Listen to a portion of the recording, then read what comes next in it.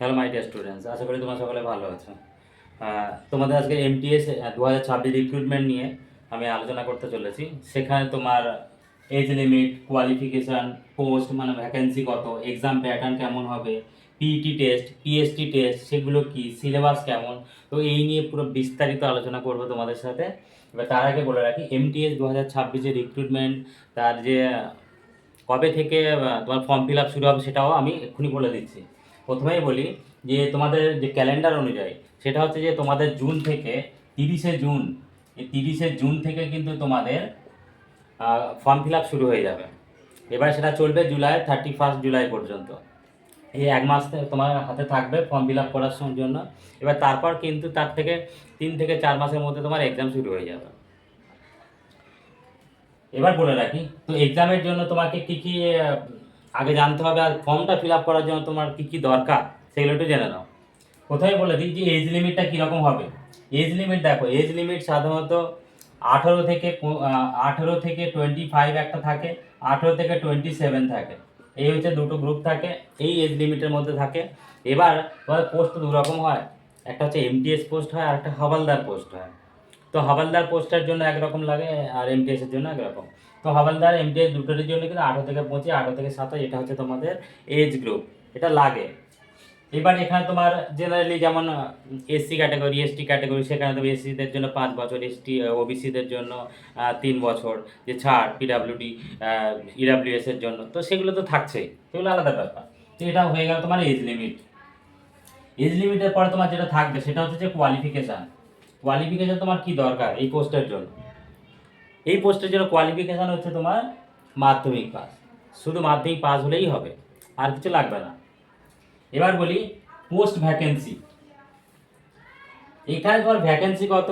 দেখো, expected vacancy এখনো পর্যন্ত যতটা মনে হচ্ছে সেটা হচ্ছে যে 12,500-র কাছাকাছি তোমার ভ্যাকেন্সি থাকবে। এটা কিন্তু একেবারে 100% শিওর নয়, এখনো পর্যন্ত ফুল নোটিফিকেশন আসেনি। ওটা যখন আসবে তখন বুঝে যাবে যে এর আশেপাশে তোমার ভ্যাকেন্সিটা থাকছে। এবার যেটা বলি সেটা হচ্ছে এক্সাম প্যাটার্ন। এক্সাম প্যাটার্ন কীরকম হবে? দেখো, এক্সাম প্যাটার্ন সেখানে কিন্তু পেপার তোমাদের দু রকমের হয়, একটা পেপার 1 হবে, একটা পেপার 2 হবে। পেপার 1-এ কী হয়, পেপার 2-এ কী হয়? দেখো, পেপার 1 সেখানে কিন্তু দুটো সেকশন থাকে, একটা হচ্ছে সেশন 1, একটা সেশন 2। সেশন 1 আর সেশন 2-এ তোমাদের কী হচ্ছে এবার সেটা দেখে নাও। সেশন 1 এখানে কিন্তু তোমার থাকছে ম্যাথস আর রিজনিং। ম্যাথস আর রিজনিং থাকবে সেশন 1-এ। সেশন 2-এ কী থাকবে? সেশন 2-এ তোমার থাকছে ইংলিশ আর থাকবে জিকে। এবার এই যে সেশন 1 ম্যাথ আর রিজনিং যেটা থাকছে, ম্যাথ আর রিজনিং, এটা কিন্তু তোমার 20+20 40টা কোশ্চেন থাকবে টোটাল। এই 40টা কোশ্চেনের মধ্যে তোমাকে কতগুলো আনসার করলে তুমি সেটা একটু বলে দেবো। প্রথম বলে দিই যে 20+20 40 মার্ক, এটা কিন্তু ইন্টু 3 যদি করো তা 3×40 120, এটা হচ্ছে টোটাল মার্কস। 120 নাম্বারের এক্সাম এটা হবে। এবার এটাকে এখানে বলে রাখি, এই যে 120 নাম্বারের সেশন 1 এক্সামটা হচ্ছে, পেপার হচ্ছে, এইখানে কিন্তু তোমার কোয়ালিফাইং নেচার, জাস্ট কোয়ালিফাই, এর নাম্বারটা তোমার অ্যাড হবে না। তুমি 60-এ 120-তে 120 পেলেও তোমার কিন্তু কোনো লাভ নেই, তোমাকে শুধু কোয়ালিফাই করতে হবে। কোয়ালিফাইয়ের জন্য কি করতে হবে? কোয়ালিফাইয়ের জন্য তোমার যারা রয়েছে সেখানে কি হবে না, তার আগে এটা বলে দিই, এটা 120 আর এটা তোমার রয়েছে 25+25 50।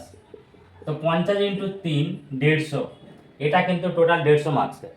এটা 120 মার্কসের, এটা 150 মার্কের। এবার 120 মার্ক এখানে কি হচ্ছে আর এখানে কি হচ্ছে, এখানে যে কোয়ালিফাইং নেচার আছে না, এই কোয়ালিফাইং নেচারের মধ্যে তোমাকে যারা ইউআর ক্যাটাগরি তাদের কিন্তু 30% মার্কস পেতে হবে।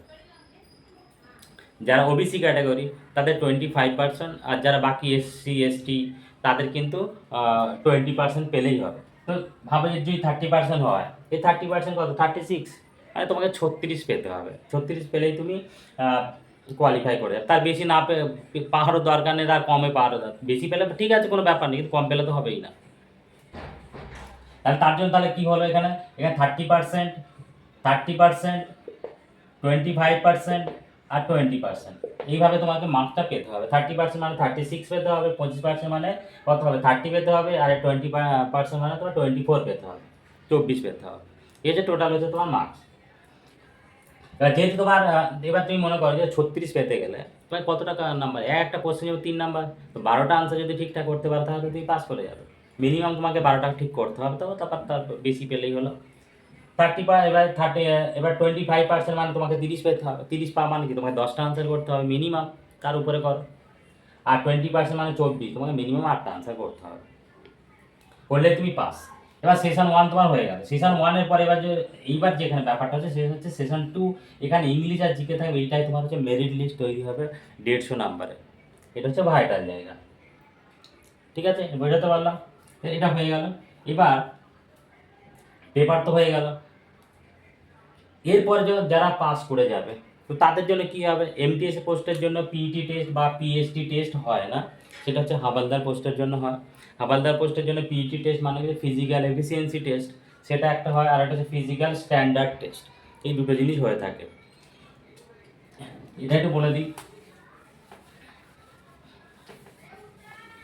ফিজিক্যাল এফিসিয়েন্সি টেস্টের জন্য তোমাদের কি হবে, তোমাদের দৌড়াতে হবে। ফিজিক্যাল এফিসিয়েন্সি দৌড়াতে হবে, একটা 1600 মিটার, আর ফিমেলদের জন্য 1000 মিটার দৌড়াতে হবে। আর যেটা হচ্ছে যে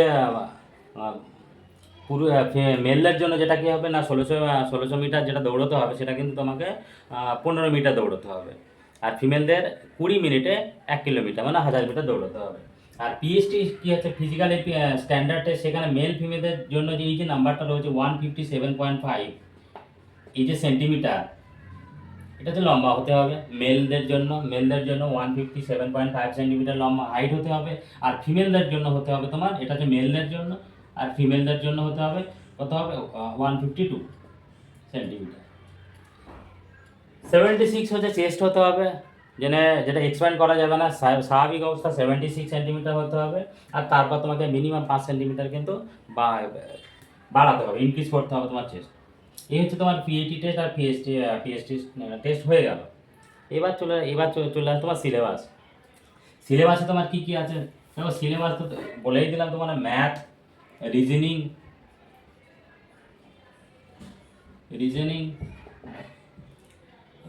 ইংলিশ আর কারেন্ট জিকে বা জিএস। তাহলে ম্যাথ রিজনিং তোমার এখানে কি আছে, ম্যাথ রিজনিং এটা তো বুঝে গেলে যে সেশন 1-এ যে পেপার 1-এ যে সেশন 1টা হবে পেপার, সেখানে কিন্তু তোমার ম্যাথ রিজনিংয়ের ওটা কোয়ালিফাইং জাস্ট নেচার থাকবে। সেখানে কিন্তু তোমার অ্যারিথমেটিক পোর্শন থাকবে, অ্যালজেব্রা থাকবে, অ্যাডভান্স ম্যাথ থাকবে, এখানে সব কিছুই থাকবে তোমার। কিন্তু রিজনিংটাও সেম, জিকে ইংলিশ তোমাকে ভোকাবুলারি থেকে শুরু করে গ্রামার যতটা হয় সব কিছু তোমাকে করতে হবে, কমপ্লিট করতে হবে। জিকেও তাই কারেন্ট অ্যাফেয়ার্স করতে হবে, তোমার কালচারাল অ্যাক্টিভিটি যেগুলো কালচার আমাদের পুরো অল ইন্ডিয়া, সেগুলো সবই করতে হবে। এটা ছাড়া এবার তো হিস্ট্রি, জিওগ্রাফি, সায়েন্স সব থাকতে হবে। এবার যেটা বলি যে এটা তো একটা হয়ে গেলে, একটা জিনিস আমি আরেকটা বলতে বাকি রয়েছে, সেটা হচ্ছে পেপার 2 এর যে এক্সামটা হয়, এগুলো তো পাস করার পরে আরেকটা হয় যে পেপার 2 এতে কি হয়, পেপার 2 এতে তোমার ডেসক্রিপটিভ এক্সাম হয়। ডেসক্রিপটিভ সেটা হচ্ছে 30 মিনিটের থাকে, একটা লেটার লিখতে পারে বা শর্ট এসে তৈরি করতে বলতে পারে, সেখানে হচ্ছে 30 মিনিটের কোশ্চেন থাকবে পেপার 2, এটা জাস্ট কোয়ালিফাইং নেচার। তো এই হচ্ছে তোমার পুরো আলোচনা হলো এমটিএস ব্যাপারটা, যে কীভাবে রিক্রুটটা হয়।